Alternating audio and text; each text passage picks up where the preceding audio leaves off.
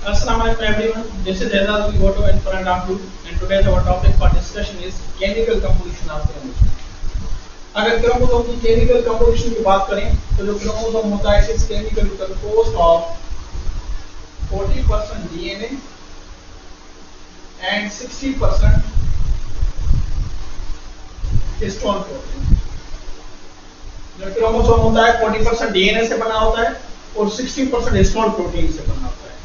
अब इस लेक्चर में देखना ये है कि इनकी अरेंजमेंट किस तरह से हुई होती है। अगर डीएनए की बात करें तो डीएनए एक डबल हेलिकल मॉलिक्यूल होता है जो हिस्टोन प्रोटीन के कोर के ऊपर अपने आप को कवर कर लेता है या फिर उसको सराउंड कर लेता है। अच्छा, सबसे पहले अगर बात करें हिस्टोन प्रोटीन, तो हिस्टोन प्रोटीन जो होती है इसके 5 टाइप्स होते हैं, H1, H2, H3, H4 and H5। These are 5 types of histone protein। अब जो H1 प्रोटीन है इसको कहते हैं इट इज लिंकर प्रोटीन। इसको लिंकर प्रोटीन कहते हैं। हम लिंकर प्रोटीन क्यों कहते हैं इसका रीजन आगे समझेंगे। अच्छा, H2 से लेकर H5 तक जो 4 प्रोटीन्स हैं ये चारों प्रोटीन्स पेयर की फॉर्म में प्रेजेंट होती हैं।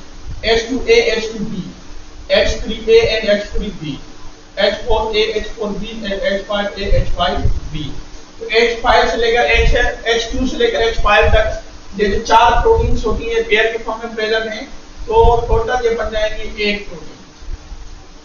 अच्छा, अब ये जो 8 हिस्टोन प्रोटीन्स के यूनिट्स हैं, अब ये 8 यूनिट्स हिस्टोन प्रोटीन के मिलकर क्या करते हैं, ये एक सेंट्रल कोर बना लेते हैं।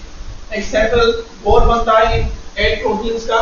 जब इसके यूनिट्स कितने 8 हैं या 8 प्रोटीन्स कोर के अंदर आती हैं तो इस कोर को हम कहेंगे this core is called octamer. Octa means 8 और मर मींस यूनिट। अच्छा, अब ये जो सेंट्रल कोर बन गया हिस्टोन प्रोटीन का, अब इसके ऊपर जो डीएनए होता है अपने आप को रैप कर लेता है या फिर कवर कर लेता है। तो जो डीएनए है, डीएनए से डबल हेलिकल मॉलिक्यूल। अब ये डबल हेलिकल मॉडल होता है, डबल हेलिकल मॉलिक्यूल है, ये क्या करेगा, ये इस हिस्टोन कोर के ऊपर ऐसे रैप कर जाएगा, इसको कवर कर लेगा, हिस्टोन कोर के ऊपर। अब ये हिस्टोन कोर के ऊपर जब रैप करता है तो एक यूनिट बनता है, इस यूनिट को कहते हैं this unit is called nucleosome.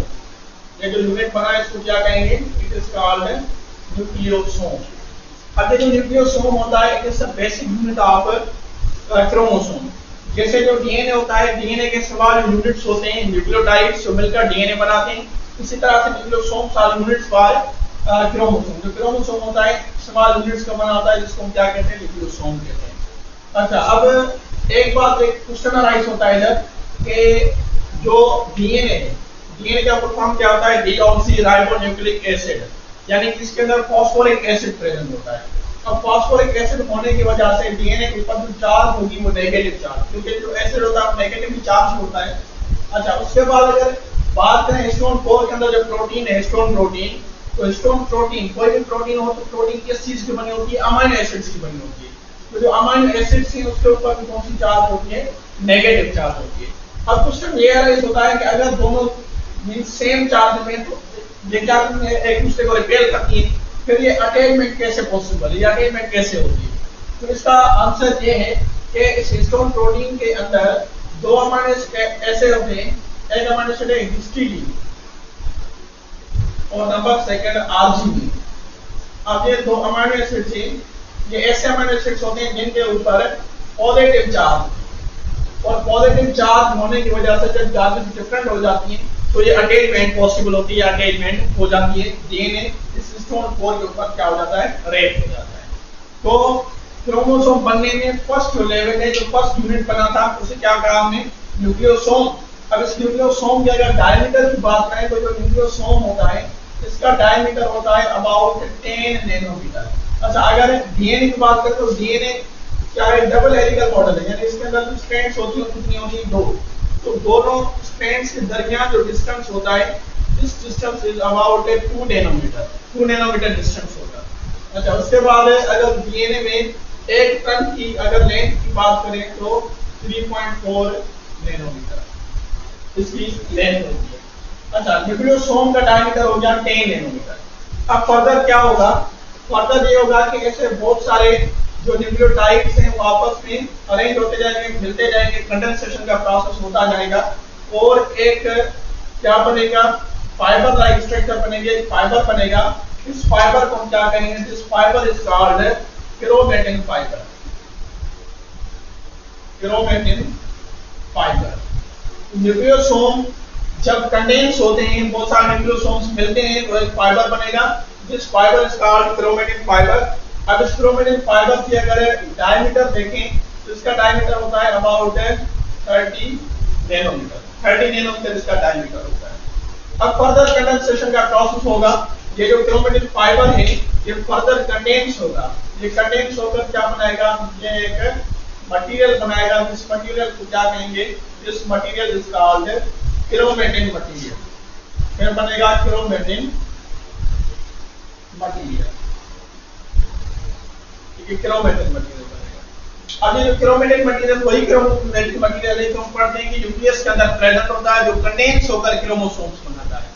अब ये बात क्लियर हो गई कि जो क्रोमेटिन मटेरियल है ये किस चीज से बनाता है, क्रोमेटिन फाइबर से। और क्रोमेटिन फाइबर किस चीज का बना होता है, न्यूक्लियोसोम। न्यूक्लियोसोम के अंदर दो चीजें होती हैं, एक डीएनए और एक हिस्टोन प्रोटीन का सेंट्रल कोर होता है। अच्छा, अब ये जो क्रोमेटिन मटेरियल है इसका डायमीटर देखेंगे तो ये डायमीटर होगा अबाउट 300 नैनोमीटर, 300 नैनोमीटर होता है। अब इस क्रोमेटिन मटेरियल की क्या होगी, कंडेंसेशन होगी। अब जब ये कंडेंस होगा तो ये क्या बनाएगा, इट फॉर्म्स क्रोमेटिन, ये एक क्रोमेटिन बना देगा, एक क्रोमेटिन बनेगी। क्रोमेटिन मटेरियल से क्रोमेटिन फॉर्म होगी। अच्छा, क्रोमेटिन जो है इसका डायमीटर होगा 700 नैनोमीटर। अब ये जो क्रोमेटिन है, ये क्रोमेटिन क्या करती है, अपनी एक आइडेंटिकल कॉपी तैयार कर लेती है, बिल्कुल अपने जैसी एक और क्रोमेटिन तैयार करेगी जो उसकी सिस्टर क्रोमेटिन है या फिर इसकी आइडेंटिकल कॉपी होती है। तो ये दो क्रोमेटिन्स हो गई और दोनों क्रोमेटिन्स मिलकर क्या बना लेंगे, एक क्रोमोसोम। मींस के जो क्रोमोसोम होता है it is composed of two sister chromatin. Sister इस वजह से कह रहे हैं कि जो एक क्रोमेटिन है या दूसरी की क्या आइडेंटिकल कॉपी है, एग्जैक्ट सेम कॉपी है दूसरी। तो फाइनली क्या बन गया, एक क्रोमोसोम बन गया। और क्रोमोसोम के अंदर अगर बात करें तो क्रोमोसोम में जो क्रोमेटिड्स हैं, क्रोमेटिड्स कितनी है, क्रोमोसोम में दो क्रोमेटिड्स हैं।